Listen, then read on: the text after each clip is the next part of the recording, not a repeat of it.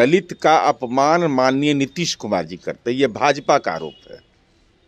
हद है, मैंने शर्म भी शर्मसार हो जाए। अरे माननीय नीतीश कुमार जी ने तो अपनी कुर्सी दे दी। डॉक्टर भीमराव अंबेडकर के कद को खत्म करना, बाबू जगजीवन राम के कद को खत्म कर देना, ये तो भारतीय जनता पार्टी की राजनीति है। और उसका बड़ा उदाहरण तो बिहार भी है। चौल जी ये ऑन रिकॉर्ड हम बोल रहे हैं कि वो महिला कॉलेज से स्नातक पास किए हैं। देखिए, आज जदयू की तरफ से बड़ा कार्यक्रम जो है पटना के वेटनरी कॉलेज में बुलाया गया है। भीम संसद का आयोजन किया जा रहा है। निखिल, जो लगातार बीजेपी कह रही है कि जो दलित समाज का अपमान किए हैं, अब वही भीम संसद बुला रहे हैं। हमारे साथ जदयू के एमएलसी नीरज जी हैं।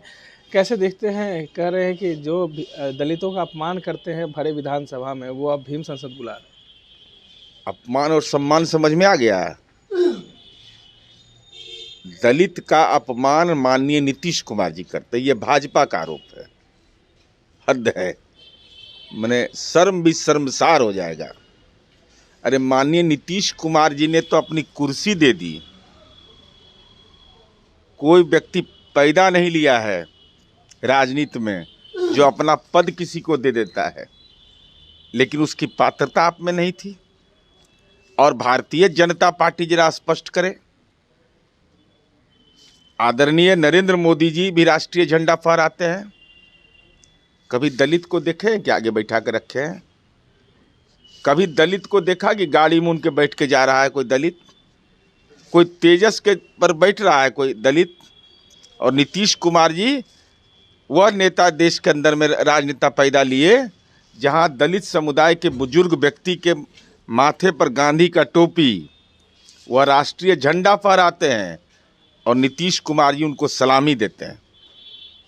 ये नीतीश कुमार जी ने सामाजिक परिवर्तन किया। दूसरी तरफ भारतीय जनता पार्टी है।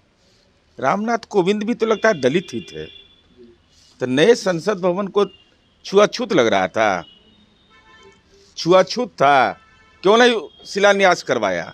द्रौपदी मुर्मू से क्यों नहीं उद्घाटन में बुलाया? जरा बताए। और नीतीश कुमार जी ने चौथे रोड मैप, कृषि रोड मैप का उद्घाटन करवाया द्रौपदी मुर्मू से। और बाबू जगजीवन राम क्या थे? क्यों छात्रावास योजना बंद कर दिया? और उससे भी बड़ा सवाल है, अरे सावरकर तो अंग्रेज का दलाल था, 5 बार अंग्रेजों से माफी मांगा था, 65 रुपया अंग्रेजों के पेंशन पर जिंदा था, अंग्रेज के दिए मकान में रहता था। जो ब्रिटिश का दलाल था उसको नरेंद्र मोदी नए संसद भवन में अगरबत्ती दिखा रहे हैं। और अगरबत्ती दिखाना किस हक किनका बनता था? डॉक्टर भीमराव अंबेडकर का। तो डॉक्टर भीमराव अंबेडकर के कद को खत्म करना, बाबू जगजीवन राम के कद को खत्म कर देना, ये तो भारतीय जनता पार्टी की राजनीति है। और उसका बड़ा उदाहरण तो बिहार भी है। अब बताइए, जनक राम जी महादलित हैं, जनक राम जी को भेज दिया जाति गणना वाला में, सर्वदलीय प्रतिनिधिमंडल में। सर्वदलीय प्रतिनिधिमंडल में उसके बाद आया कि जाति गणना नहीं होगा, तो अपयश तो उनके माथे चला गया। अपयश किसके माथे गया? जनक राम जी के माथे, कि आपकी पार्टी सहमत नहीं है, अब माल हजम कर गए सम्राट चौधरी या विजय सिन्हा। तो काहे ने बना दिया विपक्ष का नेता? बना देता विधानमंडल का नेता। नीतीश कुमार जी तो 10 वर्ष तक के उदय नारायण चौधरी को स्पीकर बना के रखे, जीतन राम मांझी जी को मंत्री बनाए। अब बड़ा दलितों के मसीहा हैं, तब पहाड़ पुरुष दशरथ मांझी को दीजिए ना भारत रत्न। भारत रत्न देने में क्या परेशानी हो रही है?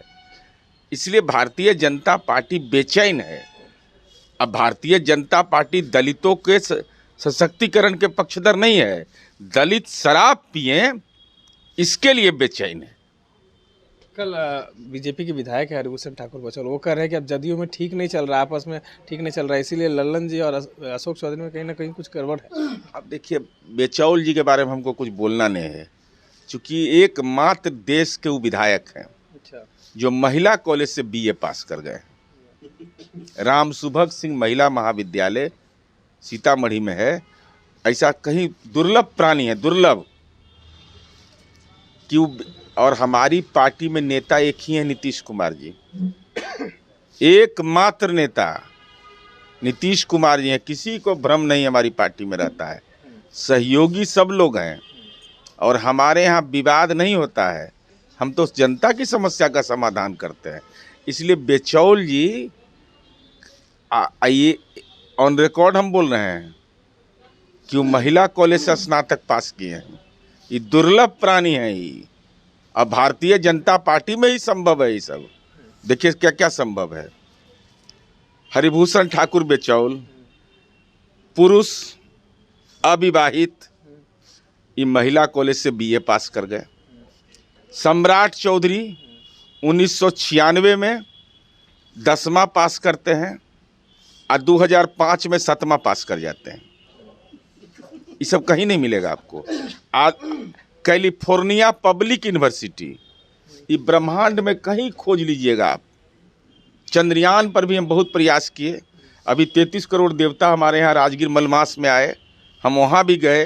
हम कई देवता सबसे पता लगावे कि कहाँ है कैलिफोर्निया पब्लिक यूनिवर्सिटी।